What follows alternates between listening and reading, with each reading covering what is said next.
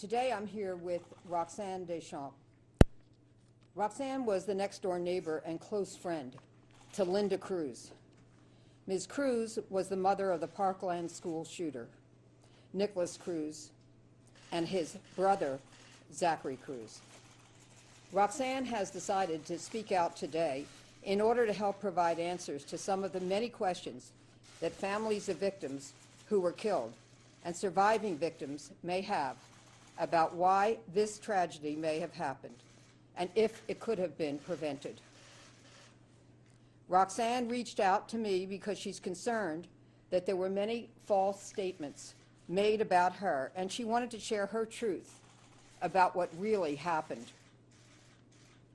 Since she was the best friend and next-door neighbor of Linda Cruz, the mother of Nikolas Cruz and Zachary, she has important knowledge of what happened in Nikolas's home, as well as in her home when Nikolas lived there after their mother's death.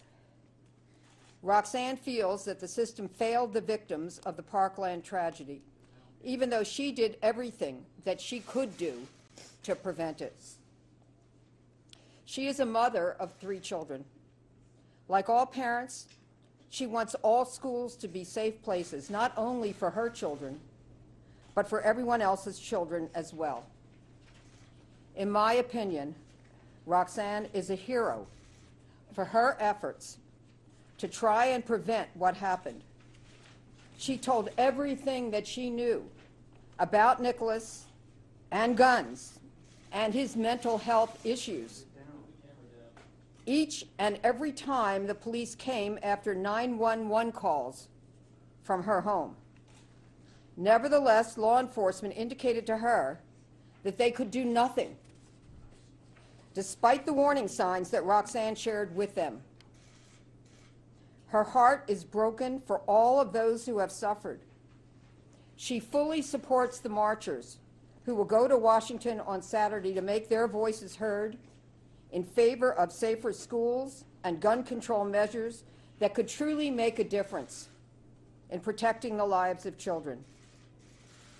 As we speak out today, our heartfelt thoughts and prayers are also with the victims of the school shooting in Great Mills, Maryland, which took place this morning. This terrible tragedy only deepens our resolve and commitment to change and our support for those who will march on Saturday. Although there have been many efforts to win change that have taken place in the past, Rocxanne believes that this time the voices of young people and their commitment to change can and must make a difference. We need more parents like Rocxanne, who did everything within her power to be alert to warning signs and make every effort to stop gun violence. Even if the efforts are ultimately unsuccessful, we must never stop taking steps to make our children safe. And now, Rocxanne.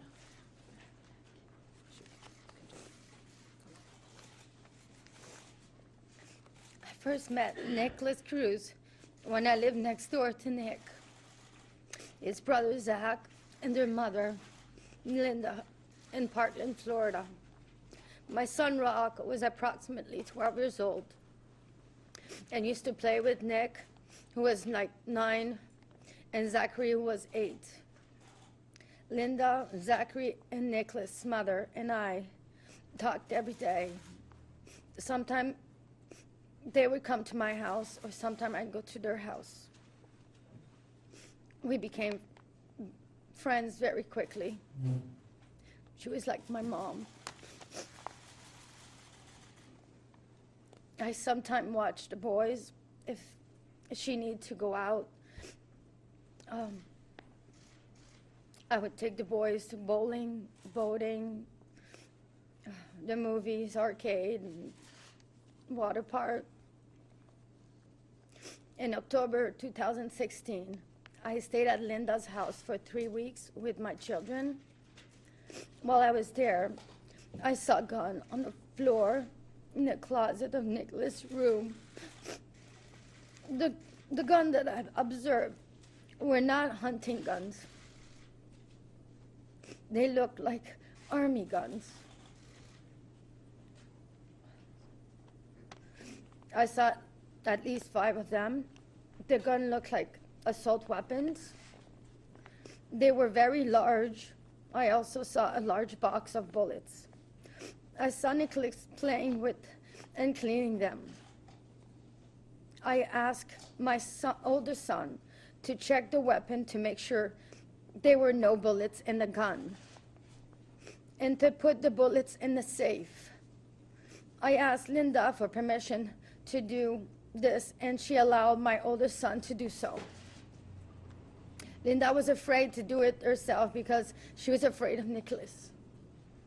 I explained to Nikolas that I was concerned about my younger child, that he could not have him be around loaded gun and any weapon where bullet could be placed in the guns, because he was 5 years old, and I needed to make sure that he was safe. I also made sure that Nikolas was never alone with my young son, and either I or my older son, my older adult son, was there to make sure that we were all safe.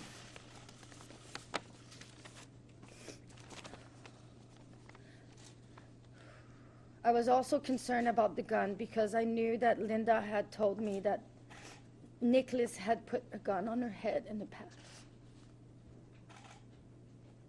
In October 2016, Linda was a single parent, so she asked me if I was willing to take care of her son if anything would happen to her.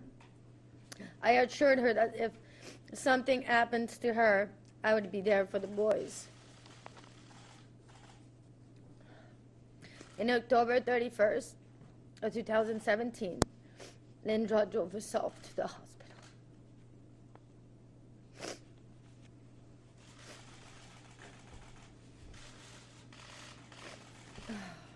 She contracted pneumonia and the flu. The next day, the nurse called me and asked me to come and get Linda's boys.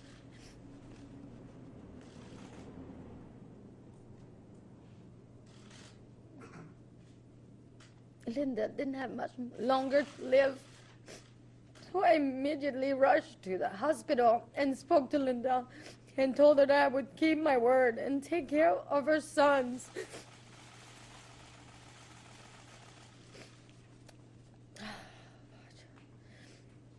The boys were there and able to say their goodbyes to their mother. We were all crying. Within 5 minutes, Linda passed away. It's hard. I took the boys to their home where they gathered all their personal items and their dogs. And I took them to my house. I remember there were guns in Linda's house. I told Nikolas that he was not allowed to bring his gun into my house, with the exception of the BB gun, which were to be locked in my adult son's room, and Nikolas could not have them if my younger son Tyler was in the house. All the other guns were taken to a friend's house, where I was assured by the friend's parents that they would be locked up. Nikolas lived with us for a little less than a month. And at first, he was on his best behavior. But then we had to make a number of 911 calls. The first 911 call occurred because my mother had found a receipt of in Nikolas' room for a gun and bullet that he had purchased from Dick's Sporting Goods. We did not find any guns at that time because he was still on the waiting period to receive the guns. But we were very concerned, so Rock, my son, called 911. When the police came, we told them about the purchase of the gun and that we were very concerned.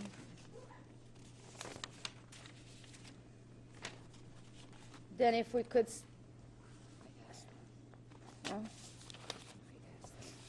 and I asked if we could stop him from getting the guns that he purchased. They said they couldn't stop him from buying or having possession of guns. I told them that Nikolas was 19 years old, but he felt mentally and emotionally as similar as a 12-year-old. For the second 911 call, my mom, who was also living in my house, saw Nikolas digging in the backyard, and she didn't know why. She and I went to look in the back, the hole, because I was concerned that Nikolas might have obtained the gun and buried it in there. I did not find a gun there, but I did find a hole in the backyard in a large empty gun box, which was the same size as the hole. The box had dirt on the bottom, which appeared that indicate that Nikolas might have digging a hole to hold the gun box, and he might put a gun in the box. I was concerned. For that reason, we called 911. We explained to the officer that Nikolas had purchased a gun and that we were afraid of his intention. The police said that anyone was allowed to bury a gun and that Nikolas was allowed to do that.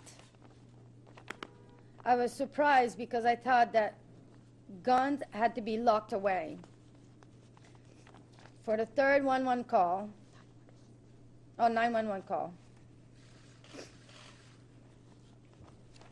Nikolas had been punching holes on the wall in my house. My son Rock intervened and told him that he must not disrespect me and not destroy our home. Nikolas punched Rock, and Rock defended himself. I called 911. By the time the police came, he had left the house. Nikolas had left the house.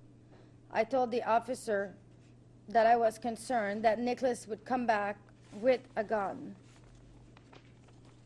I told the police about prior incident that I knew of in which Nikolas had put a gun to his mother's head and his brother's head.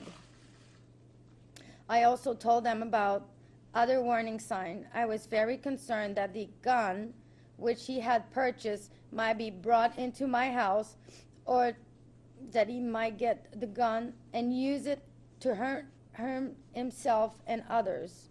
Law enforcement said there's nothing could be done.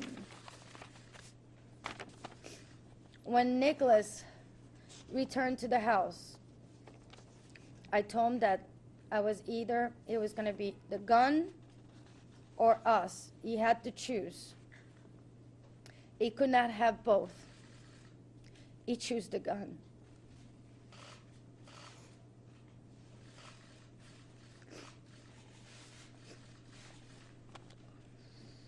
I told him that I could not have guns and violence in my house, and he would need to find another place to stay.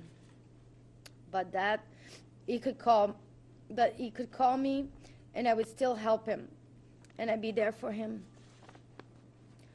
But I could not have him living in my house and putting my family in danger.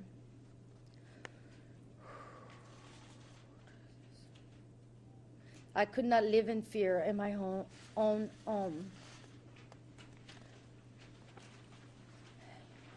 I even offered to help him find a place to live. Nikolas went to a friend's house to live with him. I warned the friend's parents about Nikolas. After Nikolas lived with that friend and his parents for a very short period of time, he moved to the home of James Need. I remain in touch with Nikolas and James. The day before the shooting, Nikolas texted me. He was worried about the dogs. My heart goes out to the victim, the 17th victim, and the shooting who were killed to the 17 who were injured, and to all their family, to everyone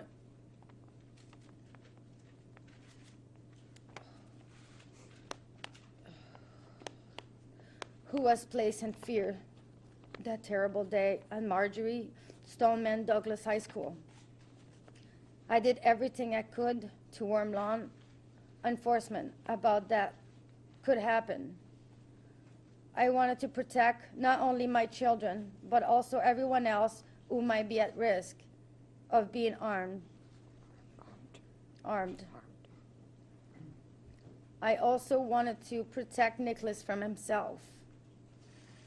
Unfortunately, although I did everything I could, I was not able to stop this tragedy from taking place.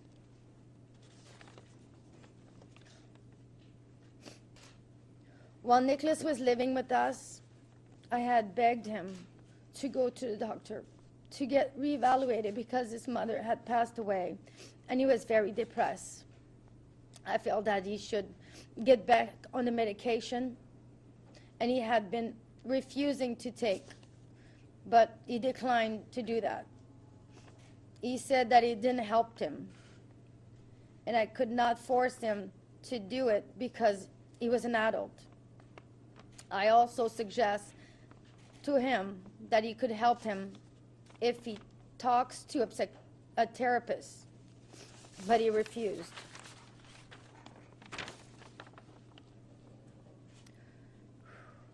I am so glad that the young people in Parkland and across the country are marching this weekend in support of change in gun laws to help protect children at school so they could feel safe again.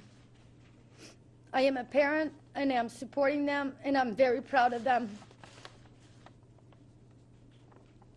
I don't know how Nikolas obtained all the guns that he had, but given the fact that I have reason to believe he was mentally ill, he should never been able to purchase or have those guns in his possession. I hope that elected officials will listen to the voice of those who will march on Saturday. I agree that it is urgent that our elected officials take action on this issue of gun to prevent further tragedy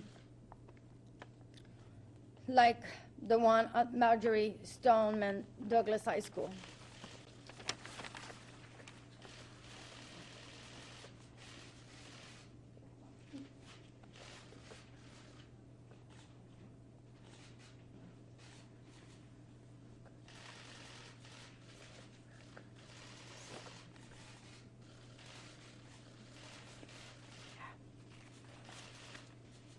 Okay. I can take a few questions, but I think she's given extensive detail about the situation. Is his brother Zachary still in Rocxanne's care? I'm sorry, I can't hear your question. Is Zachary still in Rocxanne's care, and if so, does she have a statement of what happened yesterday? Yeah, we have no comment on Zachary. Is he still in her care, though? I understand he is in the custody of law enforcement. What was the timing of the 911 call? When were they? They were all during the time that Nikolas was living in her home. You know, in the Within last that month period, I don't have the exact dates to provide you at this time, but law enforcement could give you those dates because they have them. In fact, some of the 911 calls, I don't know if all three, but I know that some have been already provided to the press by law enforcement. Is Ms. Deschamps still seeking to become the administrator of the estate of Nikolas Cruz? Both Zachary and Nikolas are adults, and they have a probate attorney. His name is Jose. I can get you the last name a little later. And so he would be able to comment on who is seeking to be the personal representative. As far as I know, It was going to be Zachary, since he is an adult. That's who the attorney is. The prior attorney made certain statements that Rocxanne would dispute, but in any event, the present attorney, the new attorney, is Jose. So she's not, still? She is not seeking, well, let's put it this way, you should speak to Jose. I'm not the probate attorney. Don't you know? And doesn't she know? You would have to speak to the probate attorney. And what was She, it? since they're both adults, you would have, and they're represented, you would need to speak to them. What were the She statements is not, that she disputes? pardon me? What were the statements that she disputes? I'm not going through those at this time. This is today, it's about Nikolas and it's about the victims, and that's what this is about. Why does she need an attorney to talk about it? Okay, well, she does. She has one. We have no further comment. Thank you for your question. Has Rocxanne been in touch with Nikolas at all? Has he reached out to her? Has she reached out to him? Has there been any contact? Yeah, we don't have any comment on that either. Lori, can you respond to a judge order to have Roxanne's house search for guns following Zachary's arrest? No. She called 911, but did she call the FBI? She called there were 3 911 calls from her home, and that's the only comment that we have at this time. What So law enforcement was notified 3 times. She describes some instances where he was clearly. I'm sorry, I can't hear your question. She describes some instances where he was clearly showing tendencies towards violence, but I'm wondering specifically if in the short period of time he lived at her house, if he ever expressed fantasies about a mass shooting. Yeah, we don't have any comment about that. But I will say that we have not covered every detail that she talked to law enforcement about, that she shared with them, but she shared everything she knew. In other words, what was said today, and then some that we are not discussing. What medication was Nikolas on? What? What medication was he on? Yeah, we don't ever want to invade anybody's privacy to say what medication they were taking. But as she indicated, she felt that he should be taking his medication, his prescribed medication, and he declined to do so. Gloria, today, a judge in Manhattan denied President Trump's attempt to dismiss a lawsuit from your client, Summer Zerlos. The judge wrote, quote, "No one is above the law." What's your reaction to that case, and do you and your client still plan on moving forward with the lawsuit? I'm very happy, Lori, and I have no further comment. Yes? can you give us some insight? I know Nikolas has had that he passed. However, what was his relationship like with his mother in that home, and was it after her death that really set him off? Yeah, we can't comment on what set him off. Will Zachary go back to live with Ms. Deschamps? I'm sorry, I can't hear your question. Will Zachary be living with Ms. Deschamps again?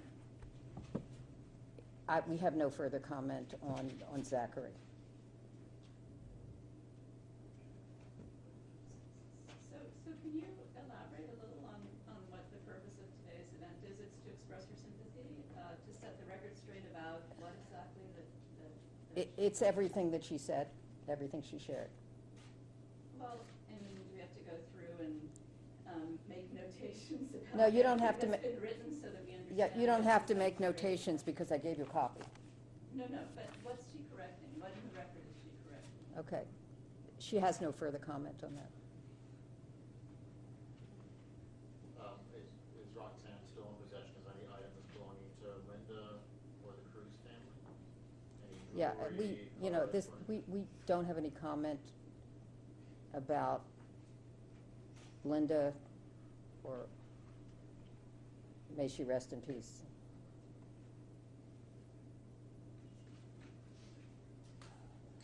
Does she have a comment about President Trump said about the death penalty? I'm sorry, the death penalty with Nikolas. No, she has no comment about that. Okay, just to also share with you that she's not planning to do interviews at this time. But we thank you very much for coming.